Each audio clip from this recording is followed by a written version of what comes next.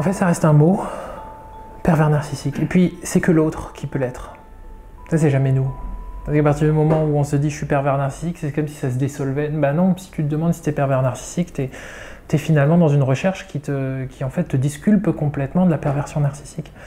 On a tous un certain degré de narcissisme. Mais dans le spectre de la perversion et dans le spectre du narcissisme, la mode, la société actuelle a décidé qu'il ben, y aurait une plage de comportements où les deux se croisent et on va appeler ça perversion narcissique, et puis tu l'es ou tu l'es pas, et c'est pas on-off en fait. Donc c'est tout un spectre, et je me demande si c'est pas un faux problème que de dire, voilà, il y a un comportement momentané qui peut relever de la perversion et qui peut relever du narcissisme, de là à dire je suis un pervers narcissique, tu es un pervers narcissique, je pense qu'on fait une fausse route en fait. Ce qu'il faut essayer de comprendre, au-delà de mettre une personne dans une case qui va nous permettre nous de survivre à la rupture, je me suis fait larguer, tant mieux, c'est une pervers narcissique. Ah, c'est bon, maintenant je peux continuer et chercher des personnes mieux que ça. Et une question à se poser, c'est la prochaine relation, est-ce que je peux vraiment me foutre à poil? Est-ce que je peux vraiment, plutôt que de faire du ping-pong entre les deux, entre le pervers narcissique et le fuyant, est-ce que je peux dire je suis un pervers narcissique et un fuyant?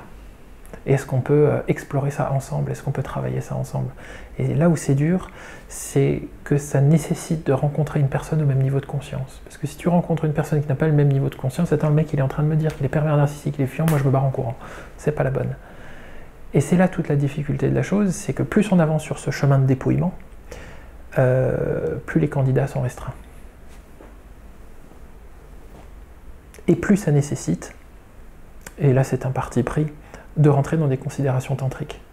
On ne peut plus, à un moment de conscience, quand tu commences à prendre conscience de tout ton jeu, et que tu commences, qui dit conscience, tu commences à accepter ton jeu, ta polarité, tes multiples facettes, et à dire « ok, c'est ça », tu ne peux plus t'exonérer de profondeur.